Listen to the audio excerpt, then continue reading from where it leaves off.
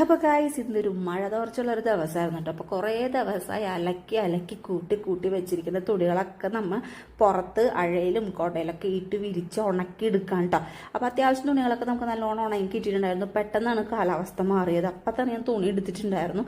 അപ്പം തന്നെ മഴയും പെയ്തിട്ടുണ്ടായിരുന്നു കേട്ടോ. അപ്പം മഴ കുറച്ച് നേരം പെയ്ത് അത് കഴിഞ്ഞ ഉടനെ തന്നെ പഴയതിൽ തെളിച്ചത്തിൽ വെയിൽ വന്നിട്ടുണ്ടായിരുന്നു. അപ്പം ബാക്കിയുണ്ടായിരുന്ന തുണിയൊക്കെ ചേട്ടൻ അഴയിലിട്ടായിരുന്നു കേട്ടോ.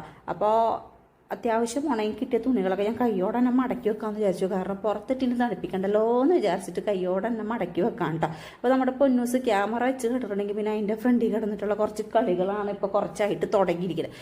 ആ ഗ്യാപ്പിൽ നമ്മുടെ ചേട്ടനാണെങ്കിൽ കറി വെക്കാൻ കയറിയിട്ടുണ്ടായിരുന്നു. വേറെ പരിപാടിയൊന്നും ഇല്ല. അച്ചിങ്ങൊന്നും ഒലത്തണം, വേവിച്ചൊക്കെ വെച്ചിട്ടാണ് അമ്മ പോയിട്ടുണ്ടായിരുന്നത്.